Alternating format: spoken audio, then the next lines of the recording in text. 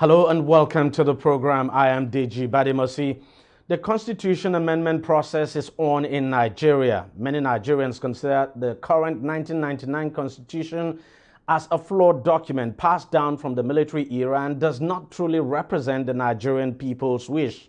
Now, several calls have been made by various actors for the constitution to be changed, and attempts were indeed made in the past for some amendments, but despite the first, second, and third alterations to the 1999 Constitution during the 6th Assembly, no significant amendments have been made.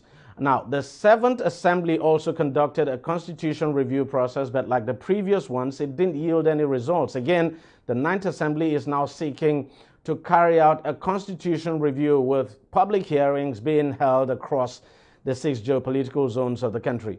So far, the presentations made by stakeholders at the public hearings have been dominated by clamors now for creation of state, police, devolution of powers to the states, creation of more states, restructuring, and fiscal federalism. There's also been calls for the review of revenue allocation and, of course, the 13% derivation formula being paid to revenue-generating states. Now, some others, like the Ondo State Governor Rotimi Akeredolu, have advocated a return to the 1963 Constitution, actually, while some are simply calling for a new Constitution and not an amendment. However, the leadership of the Senate has said the lawmakers do not have the powers to write a new Constitution for the country, adding that the only power invested in the legislature is the ability to amend. Joining me now to discuss more on this issue is Malaki Ugumadu, who is a lawyer and human rights activist, and actually one of those who is actually campaigning for the revocation of the current constitution and for Nigeria to have a brand new constitution. Malaki, thank you very much for joining us on the program. Let me start by asking you why you have taken this position that what the country needs is a new constitution and not any form of amendment at all of the 1999 Constitution. Thank you, first of all, for having me on your program. It's a privilege. Now, the reasons are legion. They are enormous. They permit me to leverage on what you have even mentioned in your intro. It is that we've had, on the last count, 4 alterations between 2010 and 2018, a period of a decade. In all of those alterations and efforts, constitution amendment efforts, we have seen very little achieved in relation to what they even set out to deal with. Many of those efforts got consumed in the ambitions of the drivers of those processes.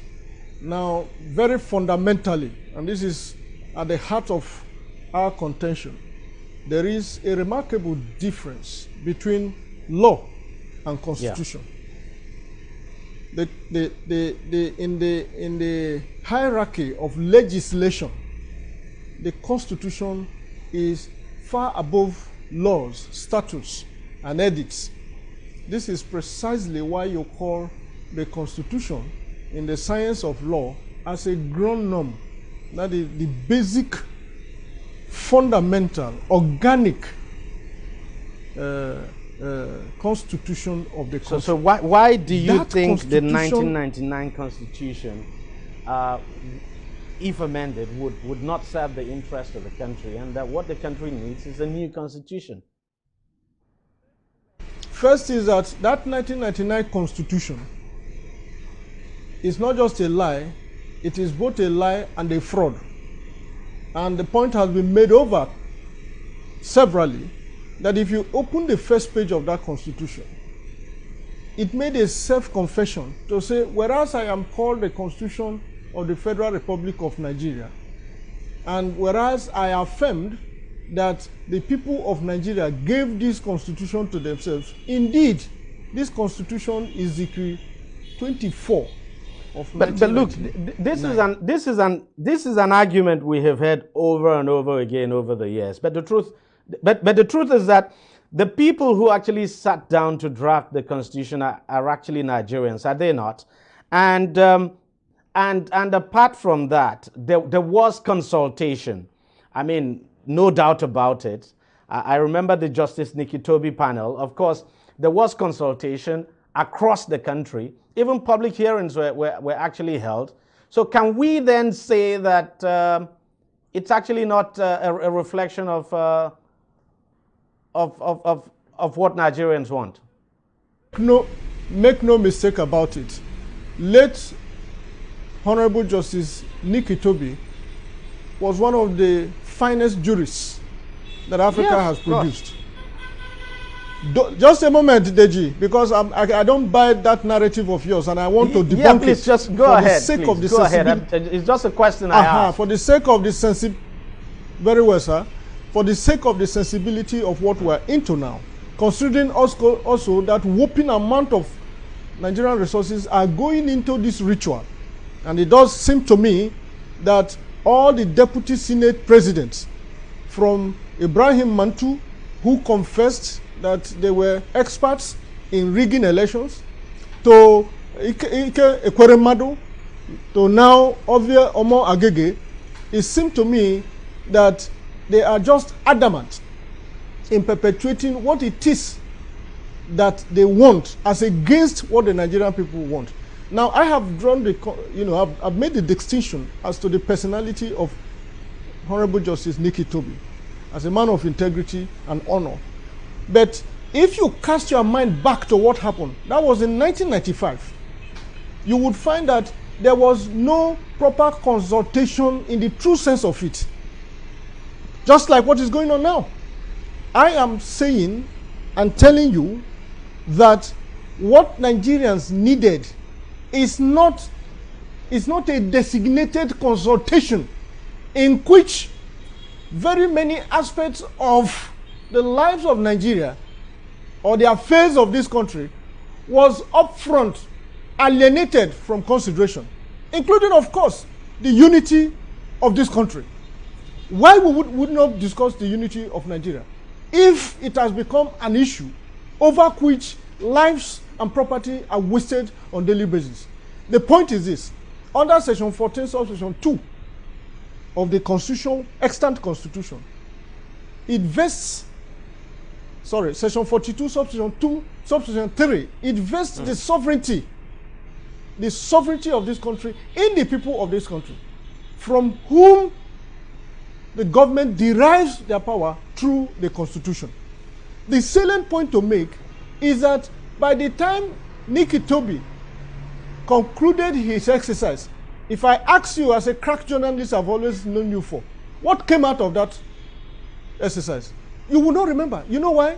It was because that entire exercise was swallowed by the inordinate ambition of the general. No, but I mean, the maximum we ruler, do know Abacha. that at the conclusion, we do know. Yeah, no, just hold on. We do know that at the conclusion of that exercise, after everything, the Justice Nikki Toby panel actually concluded that on the basis of their consultation and the public hearings that they held, that it was glaring at that time that what Nigerians were asking for was the 1975 Constitution. And so the 1975, was it 75 or 79 Constitution, is actually what we have today with just a few additions. And that's exactly what the Justice Nikki Toby panel recommended. And that's what we operate today, that has been amended and amended, that is what we call the 1999 Constitution as amended. But that's just by the way. Now, I understand you want, and you're not the only one. Quite a number of people are saying what the country wants is a brand new constitution. But supposing, if we are not going to get a brand new constitution and that we're going to amend this, what areas would you want to see amended? But who says we cannot? Who says we cannot? In short, that is why the debate is on. For as long as... Now, the reason I'm saying it appears we cannot, what is currently being done? We can't shy away from that. What is currently being done? The exercise is a constitution amendment exercise. And the Senate has made it very clear that it hasn't got the mandate to draft a new constitution. So we are amending this. Why waste the time of the country? Why repeat the same mistake that they've made in the past? And why push us to this route that will lead us to nowhere? We have had these experiences over and over again. And it seemed to me that what the Senate and by extension the National Assembly is missing is that there is the same way there's a difference between a constitution and a law, there is also a huge difference between validity of the constitution you are amending and the legitimacy of that constitution. What the country needs is a legitimate autonomous constitution that derives from the will of the people. How do you ascertain that? How do you bring that about? The people who are taking part.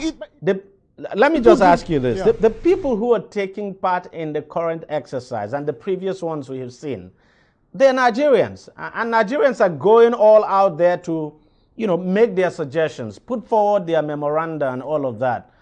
Can't we say, all of these are a reflection of what the people actually want?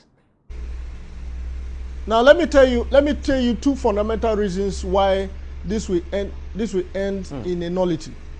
The one is that all of the efforts made now, if it does not derive from, when I say the people, I'm not talking of National Assembly is an arm of government.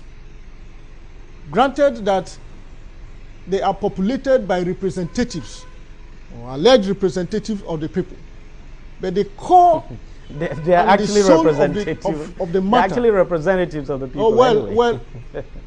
Okay, I said that. I said that first before I qualified it. But I return to the original statement. They are the process of constitution making that must be people-centered, people-driven, and process-led is such that will even accommodate the views of members of the National Assembly and not the other way around. Look, I give you an example. In 1996, when the South Africa had their constitution, it was a process that preceded that time for at least 3 years before that time. And what were they doing? They had this constitution draft broken down after the Constituent Assembly, broken down in the indigenous languages of South Africa. They sent it to the people of South Africa in their congregations, either professional bodies or ethnic groups or faith-based organization or whatever. And by the time you had the aggregate views of these people in their language that they understand, so that no person is excluded, all right, so that no person is unable to understand the content of the constitution sought to be given to him, they brought it back and threw it back to the people. What this government can do through the National Assembly is to enact a law. They have the power to do that.